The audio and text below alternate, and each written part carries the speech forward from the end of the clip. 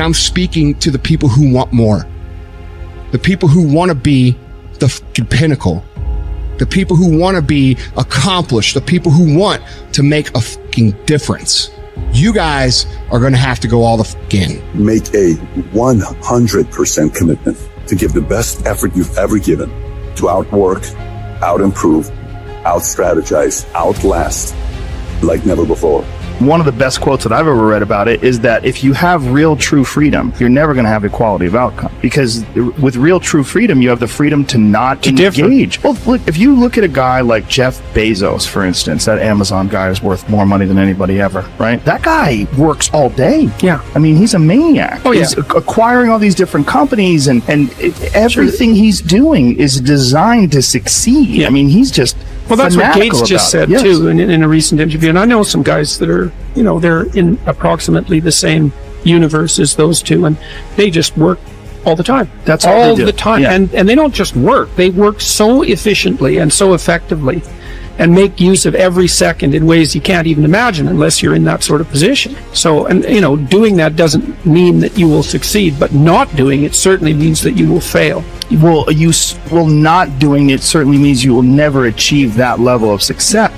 Obsession is wanting something so bad that I go to bed with, I wake up to it, I make whatever sacrifice, I grind, I can't live without it. You gonna get anything, you will have to pay the price. There is a price tag to greatness. You will have to work for every single thing you get. And you gotta work every single day. You gotta wake up every day and work.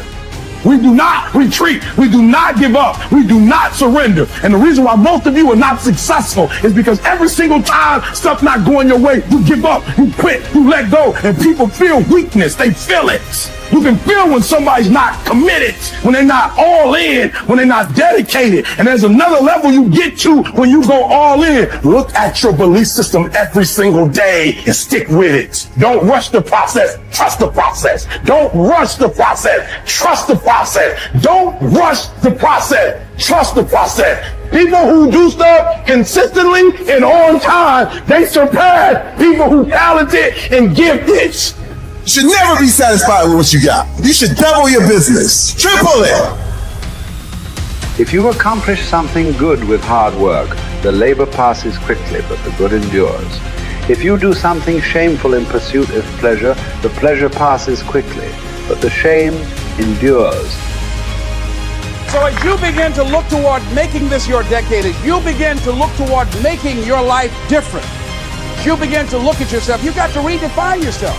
Who are you right now? And who must you become in order to create what you want? What has to change about you? What is it that you're doing right now that would be a liability for you? As you begin to look toward the future and take inventory of yourself, what is it about you right now that you've got to leave this behind because this no longer fits? Looking at where you want to go and the kind of person that you must become, the kind of standards that you have for you, what is it that you must do differently? If you want to keep on getting what you're getting, keep on doing what you're doing. It makes sense unless you change your pattern, unless you change the way you're thinking, unless you change your behavior, you're going to continue to produce the results in your life. See, all of us are winners, but some of us are producing results that we don't want. And so all you have to do is look at your game plan, look at your strategy. How is it that you have been being? What is it that you've been doing to produce this? So you're the director, you're the producer, you're writing the script, you're the star of your life. And as you begin to look at your life, you can decide whether or not it's a smash or whether or not it's a flop. That's in your hands. Look at your life, look at where you want to go. Don't worry about your circumstances. Don't worry about your age. I have a friend who's up in age, over 70, and she wanted to build a multi-million-dollar complex. The name is Dr. Johnny Coleman. Lenders and bankers say, you can't do that, you're too old. She ignored them. That building now stands, ladies and gentlemen, a multi-million-dollar structure. But there are a lot of people who would have listened to that. There are a lot of people that would not have even gotten to that point. They would have talked themselves out of even going down to the bank to ask for it, because they've already said no to themselves. See, it's time now. If you want to make this your decade, you've got to start saying yes to your life. You've got to start saying yes to your dreams, yes to your unfolding future, yes to your potential, as opposed to saying no. See, 87% of our self-talk is negative. So you've got to make a conscious, deliberate, determined effort to say yes to your dreams. Why not? Why not me? Don't spend time like most people going through life complaining. Don't try and get on talk shows and tell everybody how life has done you wrong. Here's what's happening in the audience. 80% don't care, and 50% glad it's you.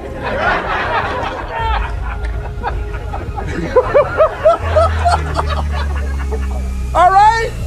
So when you know that, you don't go around crying, oh, you know what they did to me. Who cares? Get away from me before they come back.